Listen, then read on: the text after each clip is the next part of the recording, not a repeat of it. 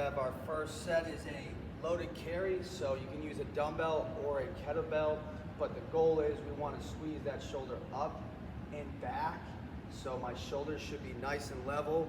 I want to get as tall as I can through our spine, and then pull my ribs down so I got a nice flat stacked spine here as that pillar position, and then I'm just walking a sobriety test, nice and smooth, walking out, and then as I come back, I switch hands, squeeze that shoulder up and back, nice smooth sobriety walk, keep that straight line, keep that core on. As we come back, next one is a kettlebell side bend or dumbbell side bend. All we're gonna be doing is standing nice and tall. Free hand's gonna be behind your head, get your elbow as far back as you can, and then we're gonna start tall, and then crunch your elbow to your side as far as you can, and then finish tall. So it's a kettlebell or a dumbbell side bend. I'm driving my elbow down. I'm feeling those obliques, that outside core. Once we finish our loaded carries, you guys have your pull-up press plus overhead press. So outside hand always grabs a band when we do a pull-up press or TRX. I'm gonna have my feet underneath my hips. Inside's gonna be my guide. I'm gonna press straight out. As I press straight out, this band's trying to put me into rotation. I gotta resist that, stay on that straight line, but I'm gonna press straight out and then press overhead, which now is trying to pull me into lateral flexion. I gotta stay tall, arms over my head through the window, keeping that core tight, bringing it back down. Press out, pull over my head, and then bring it back down. Pull-up press plus overhead press. Once you guys finish those, we hop on our back. You guys have your plate-loaded sit-ups.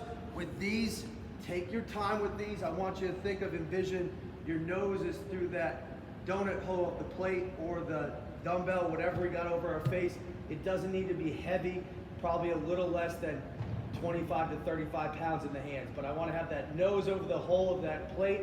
As I sit up, I want to pull one vertebrae out each time off the ground and keep that donut hole right over my face. And as I get tall, I want to sit as tall as I can. As I come down, one vertebrae touches the floor at a time. Keep those legs straight and try not to raise that plate in front of our face. Keep it right over our nose. Once you do those, you have your V-ups, plate-loaded V-ups. What I want to do is tap the top of the plate to the floor, top of the plate to my shoelaces. So I'm going to have my hands on the side, my thumbs are facing up. I'm in a V-up position, the top of the plate touches the floor, and then the top of the plate touches my shoelaces. Get long in that V-up position, pull those shoulder blades off that ground.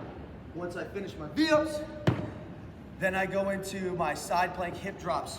With this, just like a side plank, I'm gonna sit up in that side plank with my elbow underneath my shoulder, but the only difference now is I'm gonna step that top leg, my left leg, over my body here. And I'm gonna bridge up on a side plank position, and then I'm just trying to push my hip up. As I push my hip up, I'm crunching this oblique and this side core, pushing those hips up. Quick reps, just driving that hip up.